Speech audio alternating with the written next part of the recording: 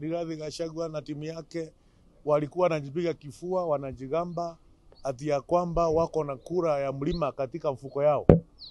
Watu ya mlima wameongea kupitia watu ya Mbeere North ya kwamba Rigathi Gachagua anaota ndoto mchana. Watu wa Mlima Kenya wamesema, wewe Rigathi Gachagua, enda nyumbani kwako, mkae hapo na Pastor Dorcas, ukunywe unji, vijana wako waoe, upate watoto wa njukuu, ulee watoto wa njukuu pamoja na kondoo na mbuzi pale wa Munyoro. Uache kusumbua watu ya hii eneo, watu ya Mlima Kenya, na pia uache kusumbua watu wa Kenya. Na wewe Rigathi Gachagua, ukue mtu ambaye ni mustaarabu.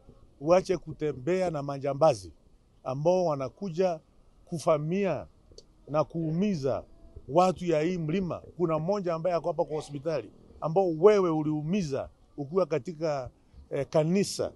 Bibi yako ni pastor, lakini unaenda kwa kanisa na majangiri wanaumiza kijana ambaye hajawahi kuwa na shida yoyote katika jamii, na tunajifanya na unadanganya watu wa hii kona na Kenya mzima ati alikuwa na kisu katika kanisa. Kuwa mustaarabu, wacha kudanganyana ovyo ovyo. Hata jana niliona ukiandika kwa Facebook yako ati nimechukua a polling station mzima. Wewe kichwa yako ni mbaya, unapaswa uende uangaliwe na madaktari.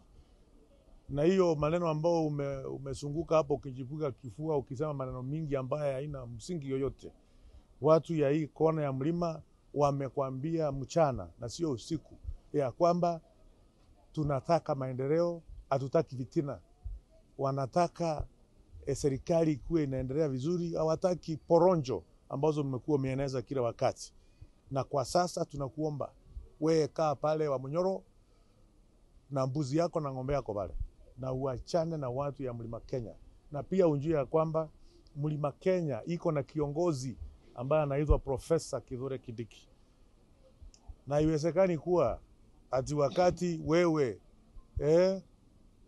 ati umetolewa uongozini, serikali ndio imekuwa mbaya. Wakati sisi tuko na kiti ya namba 2 katika kona hii ya mlima, Mount Kenya East, serikali inakuwa mbaya. Tumekuwa tunasupport nyinyi, tumesupport nyinyi kupitia Kibaki, kupitia Uhuru, kupitia Njomo. Lakini sisi wakati Mungu ametuangalia, sasa ndio serikali imekuwa mbaya. Lazima tuheshimiane tafadhali. Tuheshimiane please.